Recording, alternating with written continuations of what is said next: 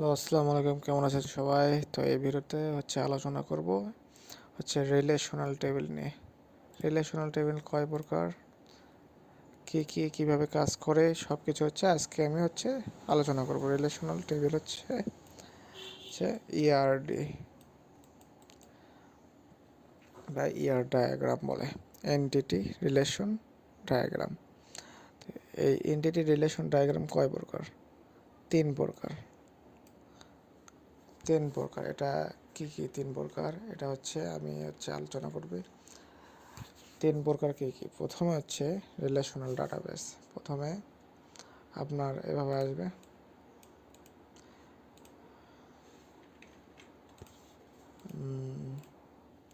প্রথমে আপনার থাকবে রিলেশন টেবিল, থাকবে একটা টেবিল।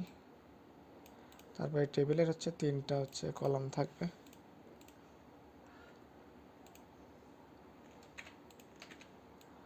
এখানে থাকবে হলো আপনার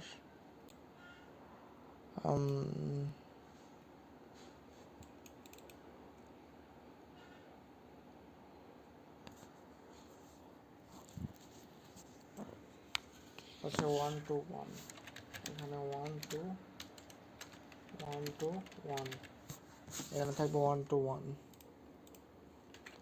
দেন এখানে থাকবে ওয়ান টু মেনি,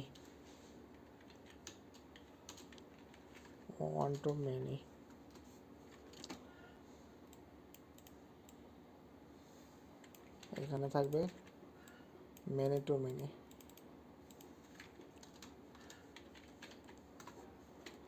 এখন এগুলো কিভাবে কাজ করে? ওয়ান টু ওয়ান রিলেশনটা কিভাবে কাজ করে? ওয়ান টু রিলেশন মূলত, আমি একটা এক্সাম্পল দিই। ওয়ান টু ওয়ান রিলেশন ধরেন একটা স্টুডেন্ট, এটা স্টুডেন্ট টেবিল, স্টুডেন্ট টেবিল।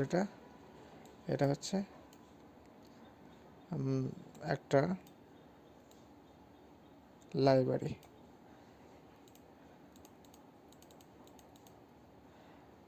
এটা একটা স্টুডেন্ট। এখন অনেকগুলো স্টুডেন্ট আছে, যেমন ধরেন এখানে আছে সার্জিস আলম। এটা এখান থেকে লাইব্রেরি আছে, এগুলো লাইব্রেরি বই।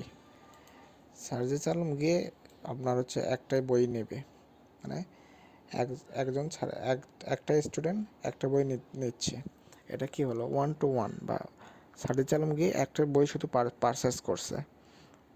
তারপরে হাসনাত আবদুল্লাহ গেছে, গিয়ে একটা বই পারচেস করছে বা নিছে, পারচেস না, লাইব্রেরি থেকে বই ফ্রি নিছে। দেন নাহিদ আলম গিয়ে একটা বই নিছে।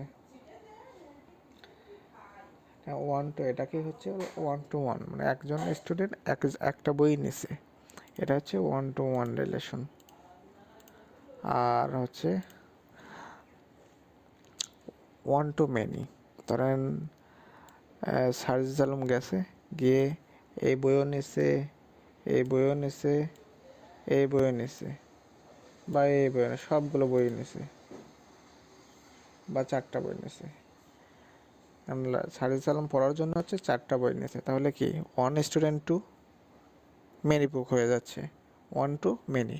এটাই ওয়ান টু মেনির এক্সাম্পল। আর মেনি টু মেনির এক্সাম্পল ধরেন এখানে সার্জিস গেল, হাসনাত গিয়ে হাসনাতে এরকম সবগুলো তিন চারটা বই একসাথে নিল। তারপরে নাহিদও গেল, নাহিদও গিয়ে এরকম সবগুলো বই একসাথে নিয়ে নিল। তারপর অন্য একজন গেল, ও যাও সবগুলো বই নিয়ে নিল। এভাবে মেনি টু মেনি, অনেক স্টুডেন্ট টু অনেক স্টুডেন্ট, এভাবে রিলেশন ডাটাবেসটা কাজ করে। Many to many, one to many, সবগুলো এভাবে কাজ করে।